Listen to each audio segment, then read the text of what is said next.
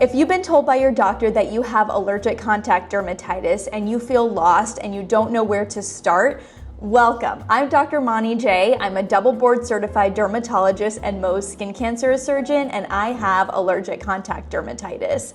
Today, I'm going to go over what allergic contact dermatitis is, what my story is of getting diagnosed with allergic contact dermatitis, what some lifestyle tips are that you can do to help you navigate this, and hopefully at the end, you'll feel like you have a better handle and will feel more in control. Allergic contact dermatitis is a lot more common than we think in that it affects 1 in every 5 people. What allergic contact dermatitis is at its core is an allergic skin reaction where we develop a red, itchy rash 24 to 48 hours after exposure to the substance or chemical that we're allergic to. The degree in which you can get allergic contact dermatitis can vary, so some people have it pretty mildly, some people kind of fall into that moderate to severe category, which is about where I fall, and then some people have it very severely where they have to be on systemic medications to get a handle or get control of their skin. The reason why I have it a little bit more severely is because I'm allergic to about a dozen different ingredients in skincare and toiletry products. The thing about allergic contact dermatitis is that there's no cure. You have to live with it for your whole life, but it can be controlled as long as you kind of know the right things to do and get the right help. So how did I first get allergic contact dermatitis? I was diagnosed with allergic contact dermatitis about 8 years ago when I was in my last year of dermatology residency. I was getting on a plane to Las Vegas to go to a dermatology conference, and I noticed some redness and itching along my lower eyelids. I kind of brushed it off and didn't really think that much of it. Then fast forward 2 days later, it started to get worse, and I really had a lot of itching and a lot of redness and kind of some swelling of my lower eyelids. Because of my dermatology background and training, I knew that this was most likely allergic contact dermatitis. So what I did was I knew it was probably one of the products that I was using on my face, but the problem is that there was a bunch of products that I was using on my face. So what I did was I stopped everything cold turkey and really kind of went barefaced so that I could kind of calm down my skin and help that allergic reaction. Then when I went back to New York City, which is where I did my dermatology residency, I was at Columbia University, and fortunately, out of my attendings in residency was one of the world's foremost leaders in contact dermatitis named Dr. Don Balsito, and I saw him as a patient. He ended up doing what's called patch testing on me. Now, patch testing is basically the diagnostic testing that you have to go through when you're suspected to have contact dermatitis to find out exactly what you're allergic to. What patch testing is it's kind of an ordeal. It's a multi-day process, usually takes about a week long, and you can't shower during that week. So what happens, or what I did, was I saw Dr. Balsito Monday, Wednesday, and Friday, and I went in on Monday and had patches put on me. Now, these patches are basically panels that are stickers that have small wells in them, and each of those wells has a different ingredient. So my whole back was covered in those panels and all taped up, and I had in total about 60 to 80 allergens that I was tested for. Then I go home like that with all of my back taped up, can't take a shower, and then come back on Wednesday. On Wednesday, the patches are removed, and the doctor will read what allergic skin reactions I've kind of had. I get to go home that day without the patches on, but I still can't shower. Then I come back on Friday, and that's the final read, where the doctor's able to kind of finally read what reactions I've had and what I'm allergic to, and then the doctor gave me a list of all of the allergens that I'm allergic to, and then also a tool called my CAMP list. The CAMP list stands for Contact Allergy Management Program, and it's a database, and what the doctor does is able to put in all of the ingredients that I'm allergic to, and then the CAMP database spits out a list of all of the products that I'm not allergic to that I can theoretically safely use. Now, back then, we didn't have the app for CAMP. I just had a paper list, but now there's an app for CAMP that makes it a lot easier to use. So when I went home, I knew that I was allergic to about a dozen different ingredients, most of them being fragrances and preservatives that are in toiletry products. Having allergic contact dermatitis really affects our life. People who don't have contact dermatitis often underestimate just how big of an impact it can really have on your quality of life and how much it really seeps into our day-to-day life. So, for example, when I went home after getting patch tested when I was in residency, I had to take all of my products I was using on my skin and on my hair. So things like my skincare products, shampoo, conditioner, hair products, perfume, laundry detergent, and read the ingredient label on every single one of them and see if any of them had ingredients that I was allergic to. Turns out 99% of them had ingredients that I was allergic to, so I had to literally get rid of all of those and start from scratch and buy all new products that were safe for me to tolerate. That can be kind of a daunting thing. Fortunately, because of my dermatology background, I kind of knew how to navigate that, but I was able to get that set of products that I can use.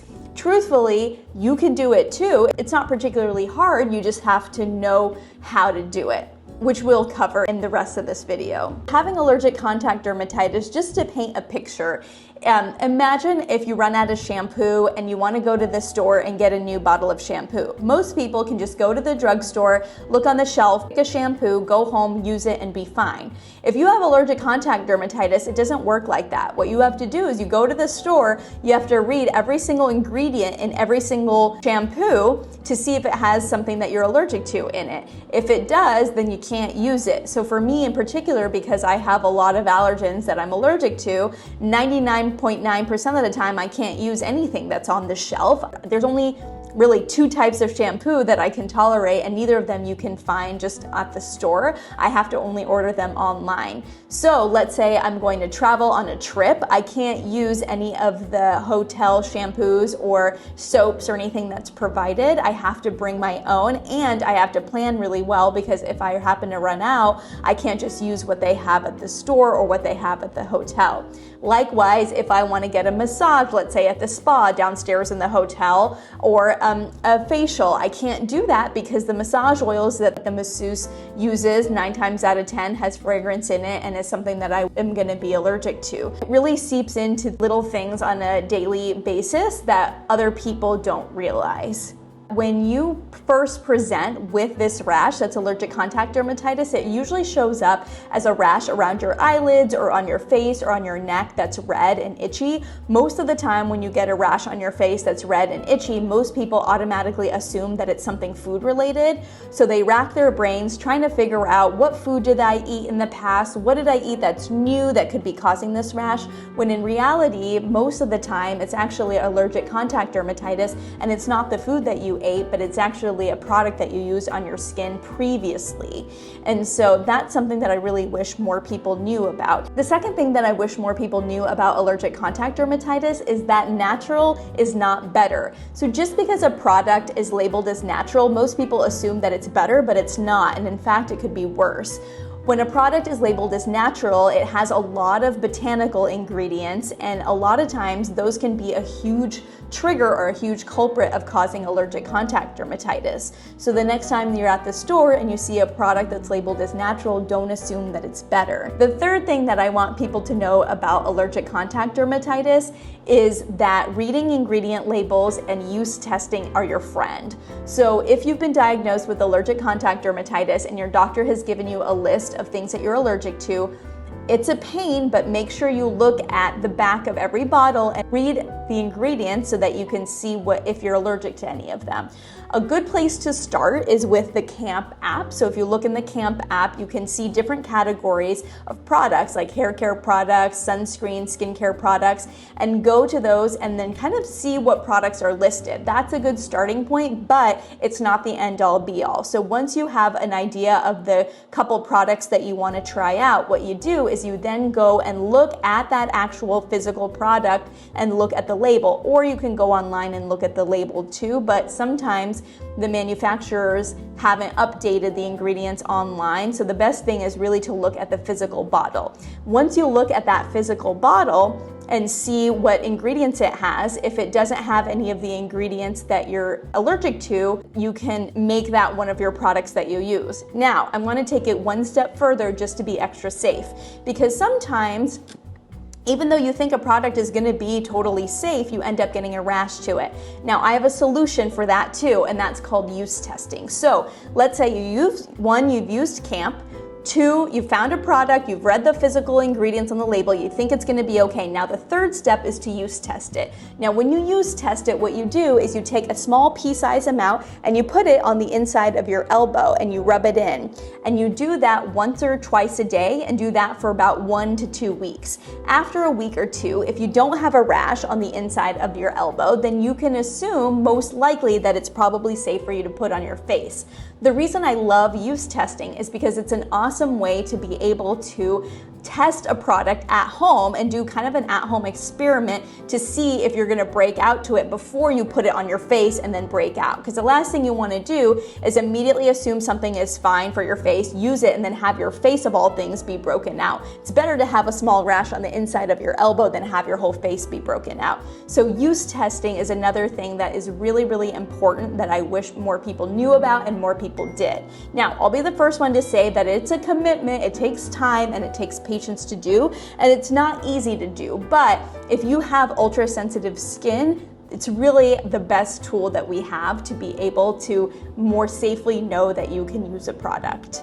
Lastly, one other point about allergic contact dermatitis that's important to know is that allergic contact dermatitis is a spectrum. So some people can have it pretty mildly, some people can have it really severely. And so just because your doctor's told you that you have allergic contact dermatitis, if you have a mild version of it, this doesn't mean that this is what your life is gonna be like. I'm kind of painting more of a picture of people who have it in that more moderate to severe category. There's a large variation in the severity of allergic contact dermatitis that you can have, which is important to know. If you're struggling with allergic contact dermatitis, there's 4 or 5 things that you can do that can help. So number 1 is to make sure that you see the right doctors and you get the right help that you need. If that means making sure that you see a dermatologist or an allergist that specifically specializes in allergic contact dermatitis is important. So if you live in America, the American Contact Dermatitis Society website can be a really good resource. It's contactderm.org, and it has a tool where you can find dermatologists and allergists that specialize in contact dermatitis in your area. But I would take it one step further and even call those offices and ask what percentage of the doctor's practice is contact dermatitis, so that you can kind of gauge for how much they really do this and make sure you see someone who really does a large majority of contact dermatitis. The second thing is to really prioritize your well-being, because there's so many drastic lifestyle changes that have to happen when you have allergic contact dermatitis that it can really take a toll on your emotional well-being. So whether that is making sure that you have a really good support group with friends and family around you, or seeing, let's say, a therapist to talk to about these lifestyle changes and coping with them, or joining an online support group for contact dermatitis that can help you feel like you're not alone. Now, the one caveat with the online support group that I always say is that it's best not to take medical advice from these support groups and get medical advice from your doctor, but you can use these support groups as a way to feel less alone and to be able to feel like other people are out there that are going through what you are going through as well, which can have a better impact on dealing with allergic contact dermatitis. Lastly, I would say to make sure you educate yourself, because knowledge is power, and knowing about your allergies and the different choices that you have in your medical care or when it comes to your health care is really important. So do your best to educate yourself using reputable sources. A good place to start is with your doctor and ask them for educational resources, or the American Contact Dermatitis Society website. And lastly is to be patient and be kind with yourself, because it's very easy to sort of beat ourselves up when we're down and ask, why is this happening to me? Or what did I do to cause it? When in reality, that kind of thinking is not helpful. Really, it's best to practice self-compassion and be kind to ourselves. There's a principle called hedonic adaptation, which I find to be true. The principle of it is humans have a baseline level of happiness, and if they go through kind of a negative life event, yes, maybe their happiness might go down. It eventually pops back up and it gets to that same baseline where you were before.